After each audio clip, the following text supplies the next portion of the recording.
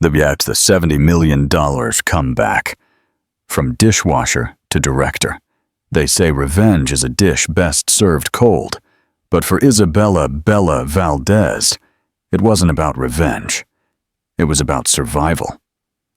When Arthur Montez, her husband of 10 years, kicked her out of their luxurious Miami home with nothing but a worn suitcase and a decade-old car, he told her she was nothing.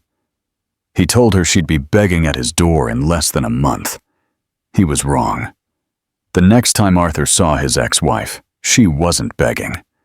She was stepping off a $70 million Gulfstream G700, standing next to a man who could buy and sell his entire world on a whim. This is the story of how she went from divorced and destitute to an unstoppable force. Are you ready to witness a shocking transformation? Hit like on this video and subscribe to our channel so you don't miss a single moment. The death of a decade, the silence in the penthouse was deafening. It was a cold, sterile silence, the kind that only exists in spaces designed by minimalist architects and inhabited by emotionally fractured people. Isabella Valdez, soon to be just Isabella, stood by the floor-to-ceiling windows, watching the Miami fog roll in over Biscayne Bay. It felt symbolic. "So this is it," she said, her voice a rough whisper. She didn't turn around. Arthur Montez, her husband for a decade, sighed. It was a sound of pure exasperation, the one a person makes when a business deal is taking too long to close. He stood by the bar, adjusting the cuffs of his bespoke Brioni suit. "Isabella, don't be dramatic. It's just a signature." "Just a signature," she repeated the words, which tasted like ash. 10 years of my life, my career, everything, all for just one signature? "I provided you with a very comfortable life," Arthur snapped, his polished veneer cracking. "You lacked nothing. That art history degree from NYU was useless, and you know it. I gave you purpose. I gave you this." He gestured to the multi-million-dollar view, the custom Italian furniture, the life he had built while she... What had she done? She had planned his dinners, hosted his clients, chosen his ties. She had done all that, and more. She had been his confidant, his unpaid therapist, his social strategist, and his shield against the world. She had given up a promising curatorial position at a Brooklyn gallery to follow him to Miami for his big chance at a venture capital firm, an opportunity she now realized she herself had helped engineer. "And now you're giving it to Chloe," Isabella said. It wasn't a question. Arthur froze. He hadn't thought she knew the name. He'd been careless, leaving a hotel receipt from the Four Seasons in his travel bag.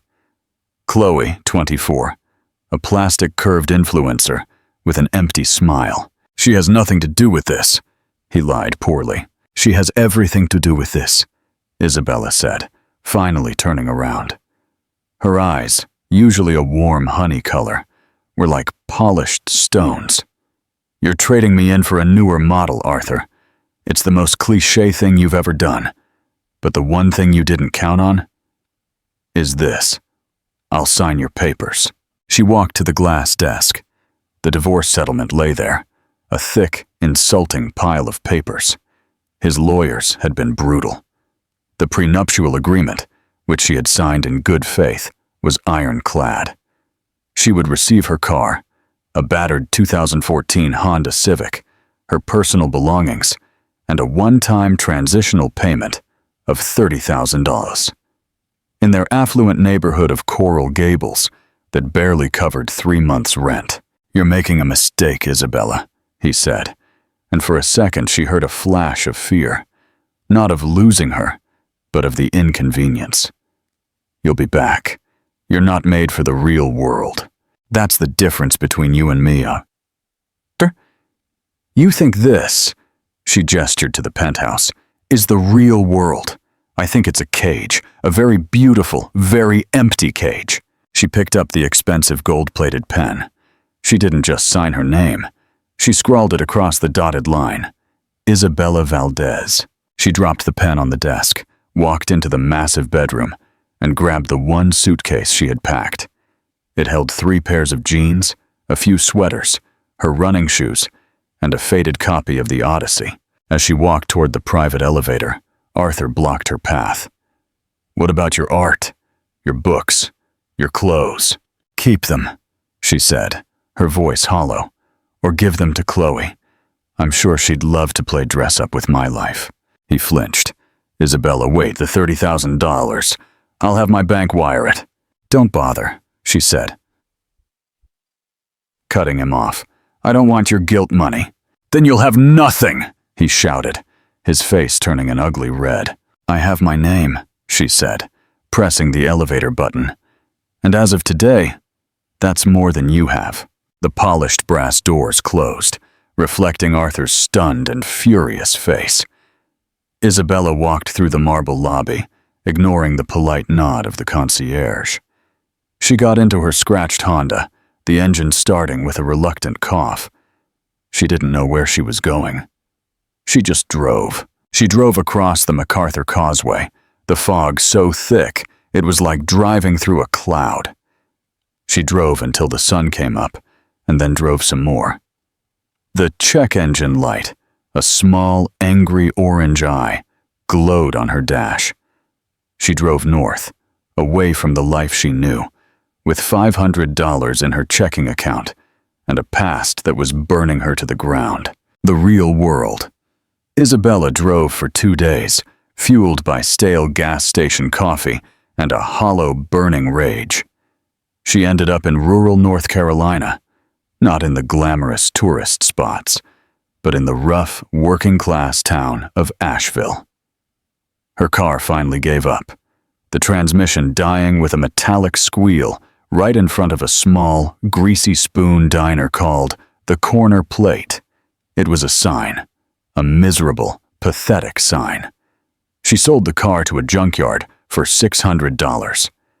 With just under $1,000 to her name, she found a room for rent above a bakery, a small, slanted attic space that perpetually smelled of yeast and stale sugar. It cost $700 a month cash. She was nearly broke. The real world, as Arthur called it, was cold and sharp. On her 3rd day, she walked into the Corner Plate. It was the antithesis of the high-end restaurants she used to frequent. The vinyl on the booths was cracked, and the air was thick with the smell of frying bacon and burnt coffee.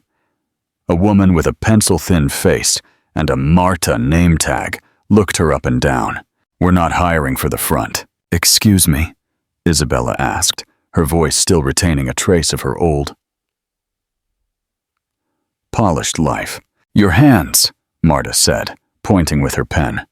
"Soft, manicured. You've never worked a day in your life. I need a dishwasher. Can you handle that? Or did you come here for directions to the Biltmore estate?" Isabella looked at her own hands. Arthur had always complimented them, said they were an aristocrat's hands. She clenched them into fists. "I can wash dishes." Marta stared at her for a long, uncomfortable moment. "Fine, 80 an hour. You start now." "My name is Isabella." "It's Bella," Marta cut in.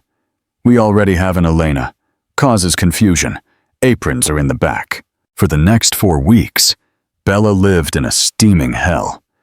She scrubbed burned eggs off plates until her aristocrat's hands were raw, red, and cracked. Her back ached. Her feet throbbed. She learned to move fast to stay out of the cook's way and to ignore the condescending smiles of the career waitresses. She learned humility in a way she never had before. She was invisible. She was nobody. And in a strange way, it was liberating. Nobody here cared who her husband was, what she wore, or what useless degree she held. They only cared if she was fast enough. One night, after a brutal 12-hour double shift, she was sitting in the alley behind the diner, soaking her feet in a bucket of ice water. "Rough, huh?" Bella looked up. It was Sarah, one of the younger waitresses, smoking a cigarette. Sarah had sharp, intelligent eyes, and a hummingbird tattoo on her wrist. You could say that. Bella sighed, wincing as she moved her blistered heel. Sarah took a long drag and exhaled. Marta's a dragon, but she's fair. You're still here. Most of the pretty ones quit after one day. I'm not pretty, Bella said, the words slipping out before she could stop them. Not anymore, honey, Sarah said, squatting down. That's just grime. It washes off.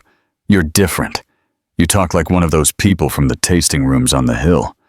What's your story? Bella was about to give the canned, fresh start speech, but something in Sarah's no-nonsense gaze made her stop. My husband left me. Took everything. Sarah nodded, not with pity, but recognition. Welcome to the club. My ex took my car and my credit. At least you only wash dishes. I wash and serve. Tips are terrible this time of year. She stamped out her cigarette. Listen, I'm pulling extra work tonight. A catering gig at one of the big estates. It's $35 an hour, cash. They need extra servers. You look like you can hold a tray. You in? Bella's entire being screamed no. The thought of putting on a uniform, of serving people like Arthur and his friends, was nauseating. I don't know. It's $30 an hour, Bella, Sarah said, her voice firm. That's almost 2 hours of Marta. You're renting that attic room from Paolo, right? He's a sweet old man, but he'll kick you to the curb if you're a day late. You need the money. She was right. Bella needed the money. Okay, Bella said, her voice stronger. I'm in. Good. Be at the corner of Main and Charter at 5 p.m. Dress black. And for God's sake, file those broken nails. You look like you've been clawing your way out of a grave. It feels like it, Bella muttered as Sarah walked away. You'll be fine, Sarah called over her shoulder. Just smile. Don't talk. And whatever you do, don't spill anything on the guests, especially not at the Barron estate. Bella's blood ran cold. The Barron estate. She knew that name. Anyone with an art history degree knew that name. Julian Barron, the reclusive, eccentric billionaire art collector. He was a myth, a ghost who owned more private art than some small countries. She was going from scrubbing eggs at the corner plate to serving champagne at one of the world's most significant private art collections, the Critical Eye. The Barron estate wasn't just a house, it was a compound. Perched high on a hill, it was invisible from the main road, concealed by a dense forest of century-old oaks and imported Italian cypresses. The catering van passed through 3 separate security checkpoints before snaking up a long gravel drive. Bella, dressed in stiff, ill-fitting black shirt and trousers, felt her old life creeping back into her. This was the world she used to inhabit, albeit as a guest, not as the help. All right, newbies, barked the catering manager, a stressed man named Damien, as the van pulled up. Listen up. Do not look at the guests. Do not speak to the guests. Definitely do not speak to Mr. Barron. He doesn't like people. Your job is to be invisible. A hand that appears with a drink. A hand that takes an empty glass. Understood? Your wallpaper. Yes, chef, the group mumbled. They were ushered through a massive industrial-sized kitchen and given their assignments. Bella and Sarah were tasked with passing champagne and hors d'oeuvres. Just follow me, Sarah whispered, grabbing a silver tray. And try not to look terrified. They can smell fear. Bella stepped out into the main gallery, and her breath caught. It wasn't a room. It was a museum. The walls were lined with art that shouldn't be here, art she had only seen in textbooks. A small, moody Turner, an austere, emotive Rothko. And there, above the massive limestone fireplace, was a painting that stopped her heart. My God, she whispered. What? Sarah hissed, nudging her. Get the tray up. That's a... Bella couldn't tear her eyes away. That's the girl with the amber cameo. It's a Vermeer. It's... It's been missing since 1940. Stolen from a private collection in Poland. Sarah's eyes widened. Bella, shut up. We'll get fired. It's just a painting. Pass the little quiches. Bella forced herself to move, but her mind was racing. The Vermeer was real. She could tell 20 feet away. The way the light hit the subject's face, the characteristic use of ultramarine blue. It was legitimate. Julian Barron didn't just collect art. He owned history. For 2 hours, Bella was the perfect wallpaper. She glided through the minimalist rooms, offering champagne with a polite, empty smile. The guests were the same people she had known in Miami, just with more money. Tech barons, old money heirs, and venture capitalists. They all had the same predatory glint in their eyes. She only saw Julian Barron once. He wasn't what she expected. He wasn't a sleek, young CEO. He was an older man, perhaps in his late 60s, with a shock of white hair and the most intelligent, piercing blue eyes she had ever seen. He was dressed simply in a dark cashmere sweater and trousers, and he looked thoroughly bored with his own party. He was standing alone, staring at the Vermeer, when a group of men in sharp suits cornered him. Bella edged closer, tray aloft, pretending to offer drinks to a nearby couple. "And that's why the Dave LeMink is a guaranteed investment, Julian," one of the men was saying, a slick art dealer named Antoine. "It's a pivotal piece from his Fauvist period, and at $50 million, it's a steal. The provenance is impeccable." "Impeccable," Julian Barron repeated, his voice a low drawl. "You said the same thing about the Picasso you tried to sell me last year, Antoine. The one my own experts later discovered was a brilliant 70s forgery." "A misunderstanding, Julian, I assure you," Antoine said, sweating slightly. "This piece, this is different. It's authenticated by the highest authorities." The men moved toward a smaller, adjacent room that Bella hadn't noticed. It was a private viewing gallery. There, on an easel under a single spotlight, was a painting. It was a vibrant, chaotic landscape, all screeching reds and swirling blues. A Vlaminck. Bella's eyes narrowed. She had seen this piece before, or rather, a photo of it. It had been in her master's thesis catalog. Great Fakes, the art of the master forger. "Gentlemen," Antoine said, gesturing grandly, "I present Le Pont de Château." The men murmured appreciation. Julian Barron just looked on, his expression unreadable. Bella watched, her heart hammering. She was just wallpaper. She should leave. But as she looked at the painting, her art historian's brain took over. It was good. It was very good. But it was wrong. The signature was too clean. The visible canvas on the edge had a synthetic tension that wasn't right for the period, and the use of cerulean blue in the sky. Vlaminck was famously known to hate that pigment. He called it a paint for bankers' wives. Antoine was pulling out a contract. "If you just sign, Julian, we can have it transported to your vault in Geneva by morning." Julian Barron reached out a hand to take the pen. "No." The word was out of her mouth before she could stop it. It was soft, but it cut through the room like a knife. Everyone froze. Antoine spun around, his face a mask of fury. "Who in the hell are you?" Damien, the catering manager, was already rushing over, his face pale. "I am so sorry, Mr. Barron. I am so sorry. She's new. She's delusional." "I asked a question," Julian Barron said, his voice quiet, but carrying an authority that stopped Damien cold. He turned his piercing blue eyes on Bella. She was still holding her silver tray. "You said no," he said. "Why?" Bella's hands were shaking so hard, the champagne flutes were rattling. This was it. This was the end of her $35 an hour job. This was probably the end of her life in Asheville. She set the tray down on a nearby table. She took a deep breath and walked toward the painting. "Because it's a fake," Bella said. The execution, the silence that followed Bella's statement was absolute. Antoine, the art dealer, was the first to break it with a sharp, brittle laugh. A fake? A fake? He scoffed, looking at her in her black and white uniform. And what exactly are your qualifications, darling? Did you take a Modern Art 101 class at the local community college? Damien, the catering manager, looked like he was about to have a heart attack.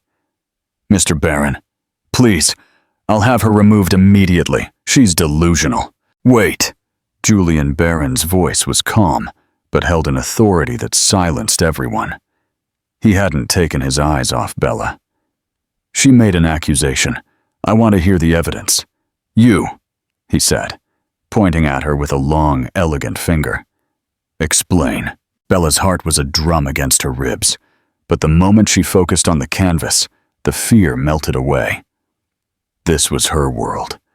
This was the one thing Arthur had never been able to touch, the one part of her that still belonged to her. Let's start with this pigment, she said, her voice clear and steady. She walked closer to the painting, her old curatorial instincts taking over. This painting is dated 1905. Vlaminck, at this point in his Fauvist period, used a very specific raw palette, straight from the tube. He famously detested pre-mixed artificial colors. The sky here, she pointed, is saturated with cerulean blue. Vlaminck abhorred cerulean. He wrote about it in a letter to Derain in 1906, calling it a weakened bourgeois color. Julian Barron's eyebrows rose. Antoine's face had gone from red to a sickly pale. Furthermore, Bella continued, her confidence mounting, look at the brushwork on the bridge, she pointed. It is hesitant. Vlaminck was never hesitant. He was an anarchist. He attacked the canvas. This is the work of someone copying his style, not inhabiting it. They are trying to replicate the wild strokes, but they are doing it carefully. It's a contradiction. She wasn't finished. But the real clue is the canvas. Look at the weave. She pointed to the edge where the canvas was tacked. It is too perfect. It's a modern synthetic linen blend. In 1905, he would have been using a rougher jute or hemp canvas, hand-stretched, and it would have visible imperfections. This was likely factory-made within the last 20 years. She turned from the painting and faced Julian Barron. This is not Le Pont de Chateau. It's a very, very good attempt. But it is a forgery. A brilliant one, but a fake nonetheless. You should have your own experts check the carbon dating of the paint pigments. I guarantee you'll find titanium white, which wasn't commercially available in this form until the 1920s. The room was utterly still. Antoine stared at Bella as if she had grown a second head. Julian Barron looked at the painting, then at Bella, then back at the painting. A slow, thin smile spread across his face. It was a genuinely amused, wolfish smile. Antoine, he said, his voice dangerously soft. You have 30 seconds to exit my property, and if my lawyers ever hear your name again, it will be in a courtroom. Julian, listen to me, Antoine stammered. You're going to believe her? A waitress over me? The waitress, Mr. Barron said, just saved me $50 million, and did so without a financial interest in the outcome. You, on the other hand, he gestured to two large, stone-faced security guards who had appeared at the door. Gentlemen, please escort Mr. Antoine to his car, and ensure he doesn't take any of the little quiches. Antoine was dragged off, protesting all the way. The remaining guests in the room began to talk in low, excited whispers. The party was over. Bella stood there, suddenly aware of her uniform, her cracked hands, the fact that she had just torpedoed a $50 million deal. She began to back away, her work for the evening clearly done. And where do you think you're going? Barron's voice stopped her. She turned. I'm sorry, Mr. Barron. I should return to the kitchen.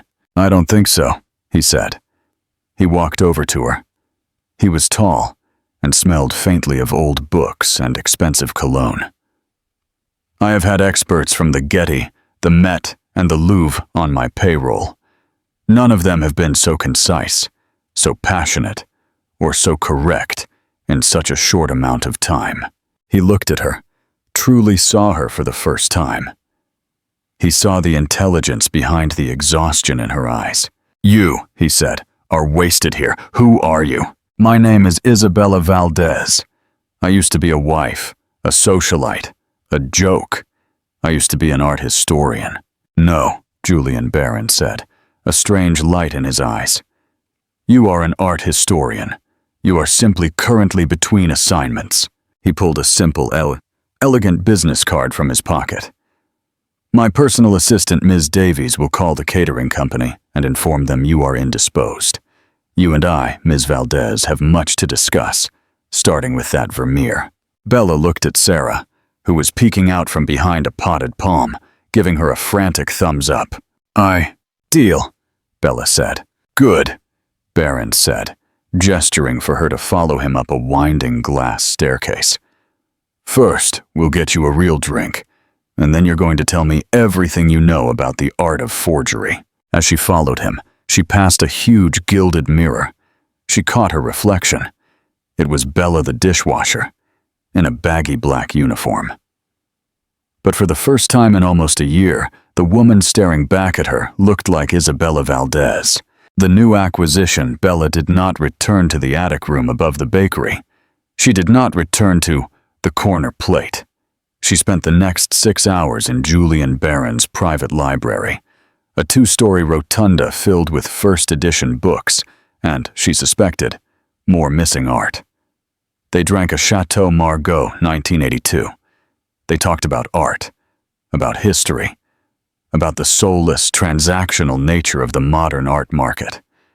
He was fascinated by her knowledge, not just of the art, but of the history behind it, the provenance, the wars, the passions that drove artists to create. She told him her story. Not the long, self-pitying version, but the facts.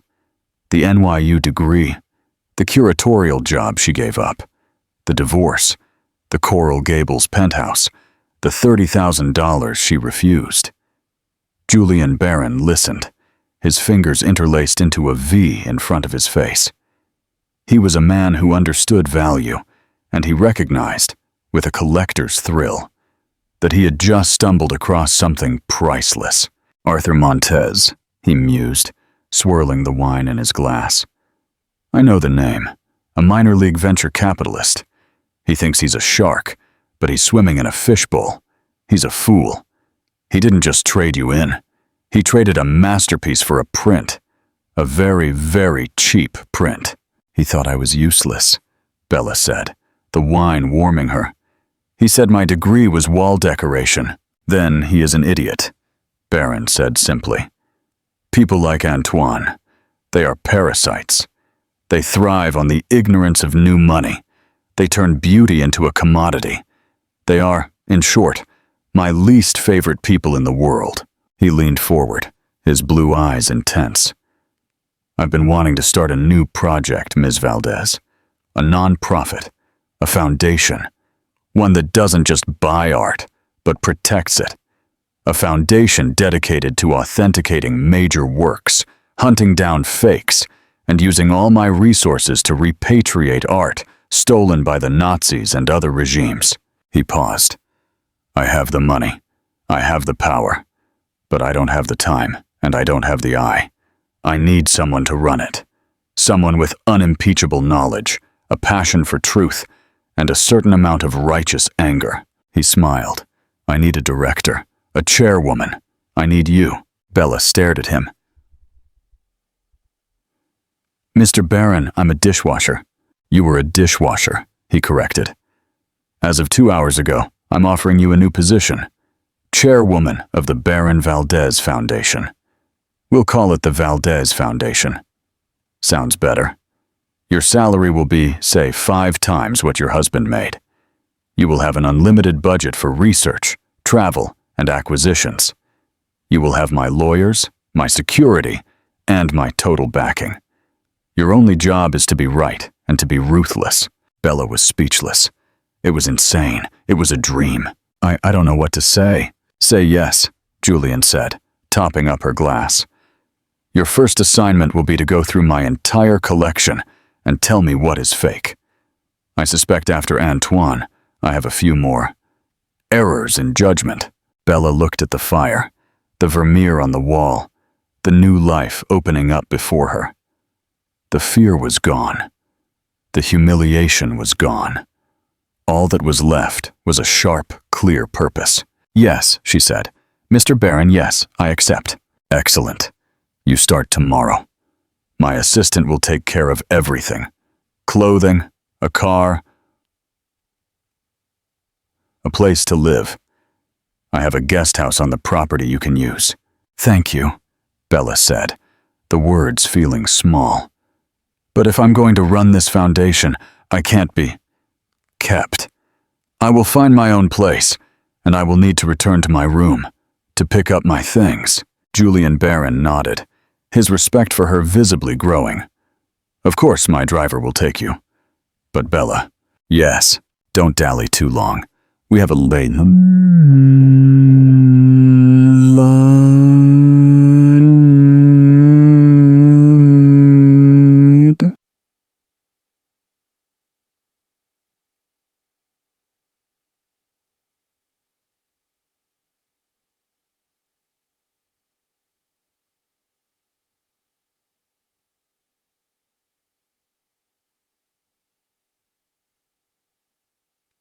Bella left the estate at 4 a.m., not in a catering van, but in the back of a black Rolls-Royce Ghost. She picked up her small bag from the attic room, leaving a month's rent and a thank you note for Paolo. She left a separate note for Sarah with $500 cash and the simple message, "You were right. It was good money. Thank you. IV." The grand return for the next 6 months, Isabella Valdez vanished. She was neither Bella the dishwasher nor Bella the ex-wife. She was I, Valdez, director. She immersed herself in the work with a fierce, singular focus. She flew to Zurich, London, Florence. She dismantled Julian's collection, finding 2 more high-level fakes and a stolen antiquity that she immediately arranged to be returned to the Greek government, causing a minor international incident that Julian found hilarious. She wasn't just his employee. She became his partner, his protege. He taught her about business, about influence, about how to use power with a surgeon's precision. She taught him about history, about beauty, about the soul of the things he owned. She changed. Her hands were still strong, but the grime was replaced by purpose. She cut her hair into a sharp, elegant bob. She traded her jeans for the sleek, crisp lines of designers like the Rowe and Loro Piana. She didn't look like Arthur's wife. She looked like her own woman. One afternoon, she was in Julian's office, reviewing blueprints for a new museum wing. "The Miami Art Gala is in 2 weeks, Julian said casually, without looking up from a document. It's the biggest charity event of the year. All the sharks will be there. I know, Bella said. We're donating the authenticated Vlamink we just acquired for their auction. Good. I want you to present it. On stage, me? You're the director of the Valdez Foundation, he said. It's your job. Plus, he added, a twinkle in his eye, I hear it's being held at the Fontainebleau Hotel, and your ex-husband's firm, Montez Capital, is a junior sponsor. I suspect he'll be there. Bella's fingers tightened around her pen. The Fontainebleau. The place where Arthur had proposed. The place where she had held her first major client dinner. I see, she said, her voice perfectly neutral. We fly that afternoon, Julian said. The G700 is at your disposal. I'll be your date. He finally looked up. It's time, Bella. It's time for Miami to officially meet Ms. Valdez.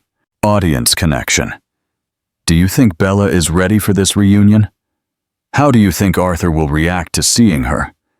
Leave your predictions in the comments. The Gulfstream G700 sliced through the clouds over Biscayne Bay, a silver needle stitching the sky. Bella sat in one of the plush, cream leather seats, sipping a glass of water. She wasn't nervous. She was prepared. In 6 months, her entire world had shifted. She was no longer a victim. She was a general. The jet's cabin, silent as a library and smelling of fresh flowers and rich leather, was a very different world from the rattling Honda Civic she had driven out of this city. "Ready?" Julian Barron asked from the opposite seat. He was reading the Wall Street Journal, looking perfectly at ease. "I've dealt with dishonest art dealers and repatriated a 12th century statue," Bella said with a small smile. "I think I can handle a party." "That's the spirit," he said, folding the paper. "Just remember, these people are smoke and mirrors. You are the only one in that room who is true, unequivocally real." They landed at Miami Opa-locka Executive Airport, away from the commercial chaos. A black armored Rolls-Royce Cullinan awaited them on the tarmac. When Bella stepped out of the jet, the fresh, misty air of her old city hit her. It didn't feel like home. It felt like a battlefield. They were driven to the Fontainebleau Hotel, not as guests, but as patrons. They were given the presidential suite, which was really just a staging area for Bella to get ready. A team of stylists hired by Julian was waiting. "Ms. Valdez, it's a pleasure," said a woman with a sleek French accent. "I have options." The options were a rack of haute couture dresses. Bella passed over the safe black and the flashy red. Her eyes landed on a deep sapphire blue gown. It was an Oscar de la Renta, a stunning, off-the-shoulder silk column that was both elegant and armor-like. "That one," she said. When she was ready, she looked in the full-length mirror. The woman staring back was a stranger. Her hair was pulled back into a sleek chignon. Around her neck, borrowed from Julian's private collection, was an antique diamond necklace that once belonged to Russian royalty. She was stunning, but more than that, she looked powerful. "Well," Julian said, standing in the doorway in a flawless tuxedo, "Vermeer would have wanted to paint you. How do I look?" she asked. "You look," he said, offering her his arm, "like you own the place." "Good," Bella said, taking his arm. "Because tonight, I just might." The reckoning. The Fontainebleau Grand Ballroom wasn't simply a room. It was an arena. This was the pulsing heart of Miami's old and new money, a glittering shark tank where fortunes were made, alliances were broken, and reputations were forged or annihilated over canapés and cocktails. The air was a heavy perfume of legacy, desperation, and $1,000 champagne. And tonight, Arthur Montez felt he was its master. He was near the double-arched entrance, a strategic position, holding a champagne flute like a scepter. His custom Tom Ford tuxedo felt like a second skin. On his arm, his new fiancée, Chloe, was a jarring touch of loud red in a sea of tasteful black and gold. Her dress was a herve léger, so tight it looked vacuum-sealed, and she was already complaining about her feet. "Arthur, that's Javier Gallardo," Chloe hissed in his ear, her voice a sharp-edged whisper. "He runs the biggest tech fund in the valley. Introduce me." "In a minute, darling," Arthur said, his smile wide and practiced. He had just landed a laugh from a city councilman. "Networking is a hunt, not a race. You have to let them come to you." He felt a rush of pure, uncut confidence. This was his city, his crowd. He had shed his past, the quiet, academic, boring wife, and ascended. Chloe was young, ambitious, and understood that life was a transaction. He was a king in his castle, and tonight, the gala was his coronation as one of the city's new elite. He was in the middle of telling a joke to a rival venture capitalist when the energy in the ballroom shifted. It wasn't a sound. It was a change in pressure, a collective intake of breath. The sharp chatter near the grand staircase didn't just quiet. It evaporated. "What is it?" Chloe asked, craning her neck. The live quartet, which had been playing a cheerful Vivaldi, faltered and went silent. The only sound was the click of heels on marble. The announcer at the door, a man with a voice trained to sound bored by billionaires, suddenly didn't sound bored at all. His voice boomed over the microphone, filled with a reverence that was so rare it was shocking. "Ladies and gentlemen," the announcer called out, his voice cracking slightly with excitement. "Please welcome Mr. Julian Barron." A wave of whispers and gasps rolled through the room. Julian Barron. Here? Barron didn't attend events. He was the event. People physically swiveled, a sea of faces drawn to the top of the staircase. Arthur felt a chill. Barron. If he could just get 30 seconds. And his guest, the announcer added, his voice rising to a crescendo, as if he couldn't believe the name on his card. "Ms. Isabella Valdez!" The name hit Arthur Montez like a physical blow. It was as if the air had been sucked from his lungs. Valdez. Isabella Valdez. He spun around, a fixed, idiotic smile still on his face. And then the smile dissolved. The champagne flute, the one he was holding like a scepter, slipped from his numb fingers. It didn't just fall. It shattered on the marble floor, the sound a small, sharp explosion in the sudden resonant silence. He heard the name. Isabella Valdez. It couldn't be. But it was. She stood at the top of the staircase, her hand resting lightly on Julian Barron's arm. It was Isabella. But it wasn't his Isabella. The woman he had discarded, the woman he had called wall decoration, was gone. In her place stood a queen. She wore a deep sapphire silk gown that seemed to drink the light. It dropped off one shoulder, a perfect column of impossible elegance. Around her throat was not a simple pearl necklace, but a cascade of antique diamonds, a collar he instinctively recognized as royalty. It was the kind of jewelry that started wars. Her hair, which she used to wear in a simple practical bun, was swept up into a chignon so perfect it might have been sculpted by a Greek master. But it wasn't the dress, or the diamonds, or the billionaire on her arm that held the room captive. It was her bearing. She didn't look nervous. She didn't look impressed.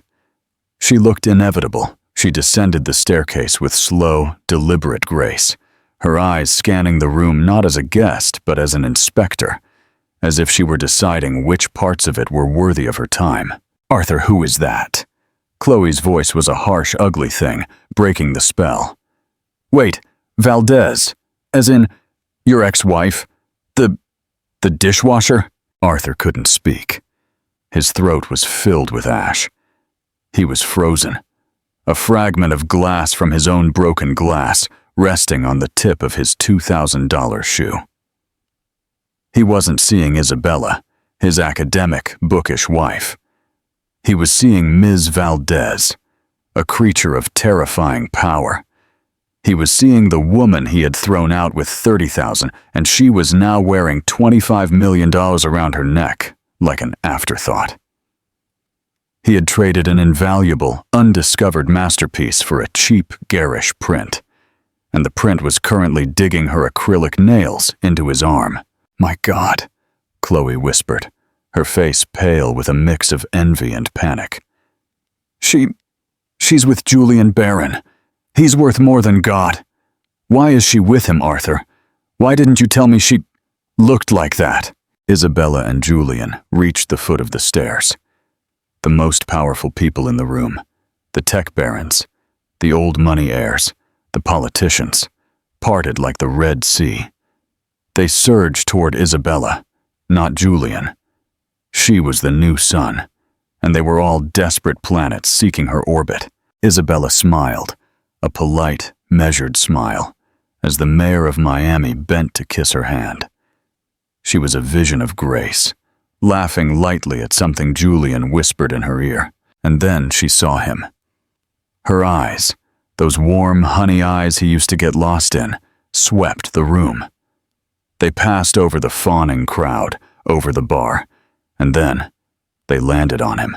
Audience interaction point. The moment everyone waited for.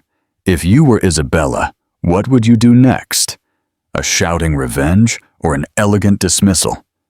Comment now. For a second, their eyes met. Arthur felt a flash of desperate, insane hope. She sees me. She remembers, and then Isabella did the most brutal, devastating thing she possibly could have done. She gave him a tiny, polite nod. The kind of nod you give a valet who has retrieved your car. A nod of faint recognition, and even fainter interest. Then, her eyes dismissed him, gliding past him as if he were nothing more than a statue, and focused on the CEO of a major bank. That 1-second dismissal was a public execution. He was nothing. He was less than nothing. He was a ghost. She looked right at us, Chloe hissed, her voice shaking with rage. She looked at us like we were nothing, like we were the help. Arthur, do something. Don't just stand there looking like a fool. Go talk to her. People are starting to look at us, driven, humiliated, and operating on pure blind panic. Arthur did the single stupidest thing he could have done. He approached. He pushed his way through the crowd, dragging a furious Chloe behind him. He reached the small, powerful circle of light surrounding Isabella. "Isabella," he said. His voice came out as a pathetic croak. He cleared his throat. "Isabella." She turned. The small inner circle, Julian Barron, the mayor, the bank CEO, turned with her. Half a dozen of the most powerful eyes in Florida were now on him. Isabella's face was a mask of perfect, polite coolness. "Arthur, I'm surprised to see you here. I always found you preferred events with a lower barrier to entry." It was a scalpel disguised as a comment, a direct hit to his junior sponsor status. He flushed. I barely recognized you. You look amazing." "Thank you," she said, her voice as cool and smooth as the silk of her dress. "You look the same." The insult hung in the air, shimmering as brightly as her diamonds. "This is," Arthur stammered, shoving Chloe forward. "This is my fiancée, Chloe. Chloe, this is Isabella." Chloe, trying to regain some footing, forced a saccharine smile. "So lovely to finally meet you. Arthur hasn't told me anything about you." "I'm sure he hasn't," Isabella said, her eyes giving Chloe a quick valuation glance that took in the too-tight dress and the desperate eyes. "He was never one to appreciate history. He prefers new acquisitions. But one must always be so careful about provenance." Before Arthur or Chloe could even process the multi-layered insult, Isabella turned and placed a hand on Julian's arm. "And this, of course, is Julian Barron." "Julian, this is Arthur Montez. He used to manage my affairs." The ultimate demotion. From husband to manager, Julian Barron, who had been observing the interaction with the detached amusement of a lion watching mice play, didn't even look at Arthur. His gaze did not honor him. He smiled at Isabella. "Isabella, darling," Julian said, his voice a rich baritone that cut through the chatter. "Mr. Elias and Senator Torres are waiting in the Winter Garden. They are eager to discuss the repatriation of the Syrian artifacts. We really shouldn't keep them waiting." "You're right, of course, Julian," Isabella said.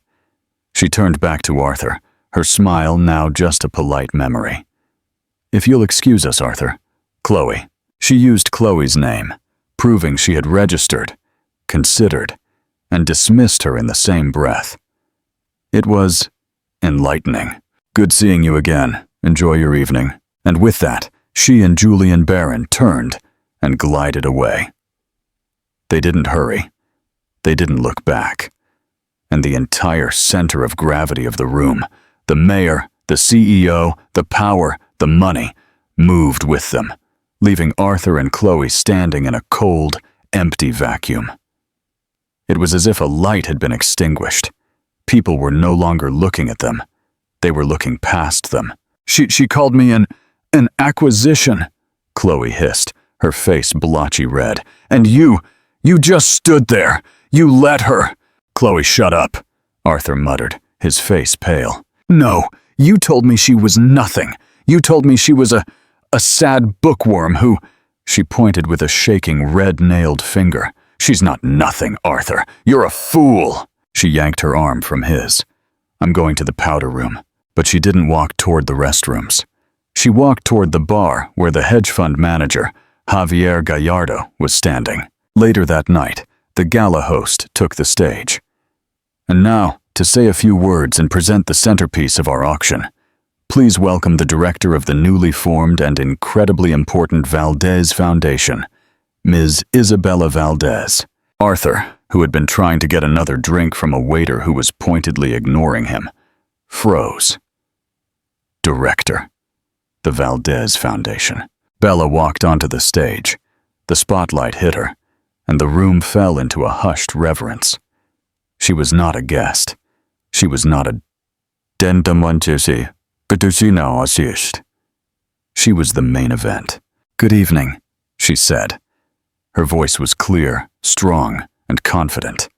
It filled the entire vast ballroom. "My name is Isabella Valdez.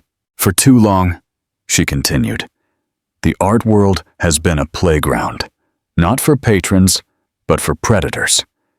People who value profit over truth, who see a signature, but not the soul of the work. Dealers who trade masterpieces as if they are mere commodities to be bought, hidden, or discarded when a newer, shinier model comes along." From the back of the room, Arthur felt every word as a physical blow. This wasn't a speech. It was his eulogy. "The Valdez Foundation is not a charity," Bella declared, her voice resonating with passion. "It is a correction. We are not here to buy. We are here to validate, to repatriate, to restore. We are here to find the truth, to protect it, and to return it to the world. We are here to remind everyone that true value is not in what you possess, but in what you protect, and that some things are not for sale." The room exploded. It wasn't polite applause. It was a thunderous, sustained, standing ovation. Arthur stood alone in the shadows, a ghost at his own funeral. He saw the woman he had called nothing command a room he had spent his whole life trying to enter. He saw Chloe across the room laughing and sliding her phone number to Javier Gallardo. He was ruined. He hadn't just made a mistake. He hadn't just lost a wife. He had committed an act of self-annihilation. He had thrown away a masterpiece and kept the fakes. And the woman he had run out of town in a 10-year-old Honda had just returned and taken the whole city from him. Isabella Valdez never looked back. Her return wasn't about revenge.